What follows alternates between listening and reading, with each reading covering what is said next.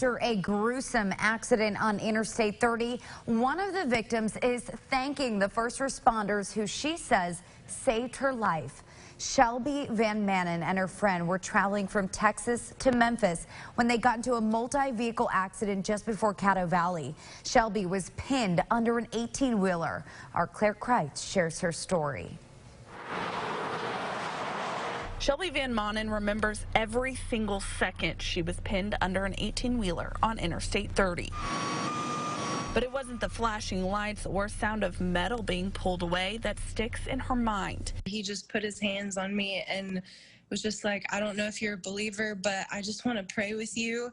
And that brought me a lot of comfort at the start. Van Manen says she could hear every conversation as multiple crews worked to get her out. I think I was just so impressed by how meticulous these men were. One of those men. She was talking and she, so we wanted to keep her talking. Cameron Bean, he owns the tow truck company that was in charge of pulling the 18-wheeler off the vehicle she was in. The fire department has to be careful when they cut because it'll mess the integrity of the car up.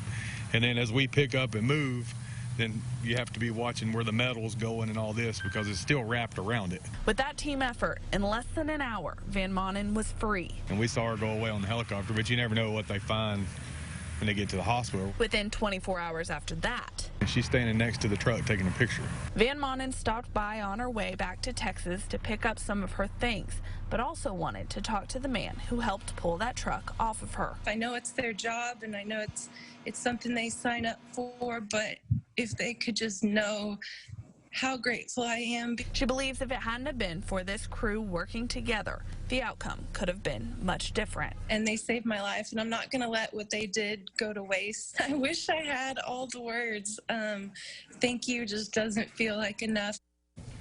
Claire Kreitz reporting. The tow truck companies, fire departments, and EMS services practice once a quarter for situations just like this, and they say that training is what helped them get her out so quickly.